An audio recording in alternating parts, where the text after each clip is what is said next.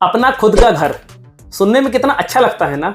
और फिर तो ये इंडिया में एक स्टेटस सिंबल भी है। लोग आपको जज करते हैं आपके घर को देखकर, और लोग बोलते हैं अरे शर्मा जी के बेटे को देखो, उसने अपना खुद का घर बना लिया, जबकि हमारे बेटे से भी कम कमाता है, पर ये हमारा बेटा कमबख्त पता नहीं कब अपना घर खरीदेगा।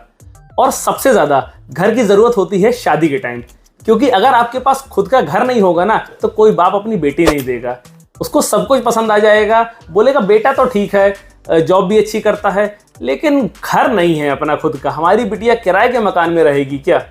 ये इंडिया में सबसे बड़ी इशू है। आज हम लोग इसी टॉपिक पे बात करने वाले हैं कि अपना खुद का घर यंग एज में कैसे बना सकते हैं। मैं रोहित जैन आप सबका स्वागत करता हूं अपने YouTube channel rupees with Rohit में। तो गाइज, मैंने जैसे कि बताया कि इंडिया में अपना खुद का घर होना स्टेटस सिंबल के साथ साथ एक इमोशनल फीलिंग भी है। लोग अपने घर से इमोशनली बहुत ज़्यादा टच रहते हैं और उन्हें अपने घर को साजना संवारना बहुत पसंद रहता है। और कुछ लोगों तो ऐसे भी होते हैं, मतलब कि उनको इतना मज़ा आता है अपना खुद का घर बनाने में कि एक एक ईंट मैंने अपने घर की अपने हाथों से लगाई है। तो एक बहुत ही इमोशनल सा फील होता है जब आदमी खुद के घर की बात करता है।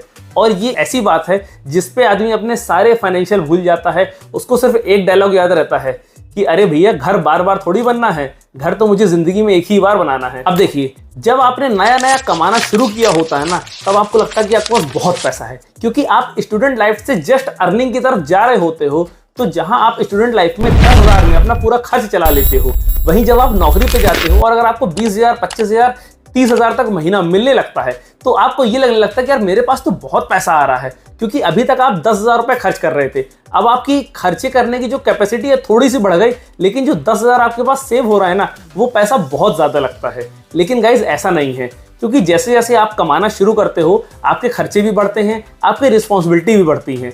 और जब आप घर की प्लानिंग करना शुरू करते हो तो आपको एक रूल को बिल्कुल भूलना नहीं चाहिए। वो रूल है 5-20-40 का।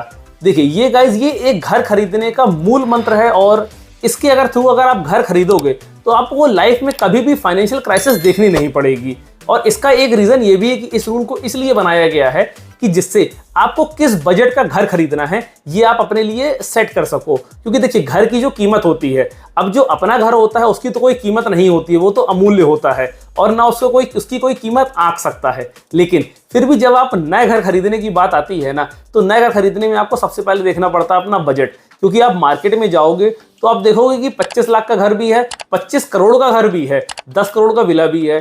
तो एक्चुअली ये रियल एस्टेट है, और रियल एस्टेट की वैल्यू हमेशा ऊपर नीचे होती रहती है, नीचे तो खैर कभी नहीं आती है, ये हमेशा ऊपर ही जाती है। इसलिए आप 5-20-40 के रूल को हमेशा फॉलो करिए। ये रूल आपको ये बता देगा कि आप किस लेवल का या कितने अमाउंट का घर आप अफोर्ड कर सकते हो। तो आइए समझते हैं 5-20-40 के रूल को। देखिए, 5 का मतलब है कि आपके घर की जो टोटल कॉस्ट है वो आपकी एनुअल इनकम से या आपकी फैमिली एनुअल इनकम से। आपको ये चीज समझना पड़ेगा कि अगर आप घर खुद के लिए खरीद रहे हो तो उसमें आप अपनी इनकम जोड़ सकते हो, या फिर अगर आपके साथ कोई और भी कमाने वाला है तो आप उसकी इनकम को भी इसमें क्लब कर सकते हो। तो 5 मतलब अगर आपको 1 करोड़ का घर खरीदना है तो आपकी total family annual income 20 lakh रुपए कम से कम होनी चाहिए। 20 लाख का 5 गुना यानी कि 1 करोड़। अगर यही आपकी एनुअल इनकम 10 लाख है तो आपको जो घर खरीदना चाहिए वो 50 लाख से ऊपर का नहीं खरीदना चाहिए। 20 का मतलब क्या है, आप जो भी बैंक से लोन लोगे उसका लोन टेन्योर 20 साल से ऊपर नहीं होना चाहिए, क्योंकि 20 साल एक सफिशिएंट टाइम होता है किसी भी लोन को प्रीपे करने का। ऐसे वैसे बहुत सारे रास्ते हैं जिससे आप अपना लोन 20 साल के पहले 15 साल 10 साल में भी खत्म कर सकते हो। भाई देखिए, पैसा है बैंक में, जितनी जल्दी जमा कर दोगे उतनी जल्दी लोन खत्म हो जाएगा। लेकिन वो पैसा कैसे आ रहा है ये आपको देखना है। और जो 40 है, 40 का मतलब ये है कि जो आप अपनी EMI बना रहे हो 20 साल की, वो आपकी मंथली इनकम की 40% से ज़्यादा नहीं होनी चाहिए। अगर आपकी मंथली इनकम 1 लाख रुपए है तो आप 40,000 से ज़्यादा की EMI मत बनवाओ। इसलिए क्योंकि आपकी ज़रूरतें भी हैं, आपके रेगुलर खर्चे भी लगे हुए हैं, प्लस आपको इमरजेंसी फंड भी देखना है और आपको इन्वेस्टमेंट भी अपना देखना है। क्योंकि घर तो वैसे एक इन्वेस्टमेंट है, लेकिन इसके अलावा भी आपको और भी चीज़ें देखनी पड़ेंगी इन्वेस्टमेंट के लिए।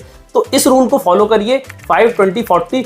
ये बेस्ट रूल है किसी भी घर को खरीदने का और उस पर ये वैल्यू लगाने का कि हम इस घर को खरीद सकते हैं कि नहीं खरीद सकते हैं। एक रूल मेरे जैसे फिन इन्फ्लुएंसर्स ने और भी बताया हुआ है, 50-30-20 का रूल, जिसमें 50% खर्चा आपको अपनी मंथली इनकम का रखना है घर खर्च के लिए, 30% आपको रखना है अपनी वांट के लिए और 20% आपको रखना है इन्वेस्टमेंट के लिए। अब आप बोलोगे कि इसमें तो 30% आपकी वांट पे जा रहा है, 20% आपकी इन्वेस्टमेंट पे जा रहा है, तो भाई एक ही वीडियो में कितनी बार पलटी मारोगे? तो मैं आपको बता देता हूं इस रूल को क्यों बनाया गया है। देखिए 50% जो आपका खर्च है वो आपकी नीड है, बेसिक खर्च है, तो घर भी आपका एक बेसिक खर्च है। 30% जो आपका वांट है, आपकी नीड है, आपकी ज़रूरतें हैं, आपकी इच्छाएं हैं, तो घर भी आपकी इच्छाओं में ही आता है। और जो 20% इन्वेस्टमेंट पे अमाउंट जाता है तो घर भी आपका एक तरीके का इन्वेस्टमेंट ही है।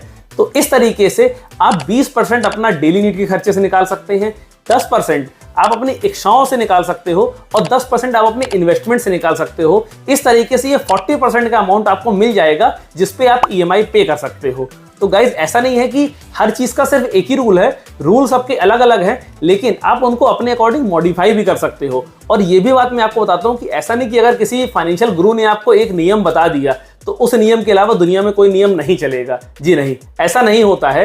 ये एक बेसिक नियम बनाया जाता है जनरली एक नॉर्मल मिडिल क्लास के लिए कि इस अकॉर्डिंग वो चलेगा जिससे उसको फाइनेंशियल क्राइसिस नहीं आएगी। लेकिन चूंकि आपको भी पता है, मुझको भी पता है कि लाइफस्टाइल एक सर्किल में नहीं चलती है, ऊपर नीचे होती रहती है। आपका इनकम भी ऊपर नीचे होता रहेगा, कभी एकदम से बढ़ भी सकता है। और मैं हमेशा यही चाहूंगा कि आपकी इनकम बढ़े जिससे आप अपना इन्वेस्टमेंट बढ़ाते रहो। लेकिन जो रूल हम लोग बनाते हैं या बताते हैं वो इसके अकॉर्डिंग बताते हैं कि आप अभी जिस पोजीशन पे हो उस पोजीशन पे इस रूल को अप्लाई करके आप आगे बढ़ो। और जैसे जैसे आपकी लाइफ में या आपकी इनकम में आगे चेंजेस आएंगे तब आप उस पे उसके अकॉर्डिंग चेंज भी कर लेना। तो गाइज इस रूल से आपको ये समझ में आ गया होगा कि अब आपको कितने का घर खरीदना चाहिए और आपकी एक बेसिक वैल्यू क्या है कि आप इससे ऊपर नहीं जा सकते हो। हाँ, इस पे आप थोड़ा बहुत चेंजेस कर सकते हो और वो ऑब्वियसली हर आदमी करता है, इसलिए क्योंकि मैंने आपको पहले ही बताया था कि घर इंसान जिंदगी में एक ही बार बनाता है और वो सब कुछ अपना उस पर झोंक देना चाहता है।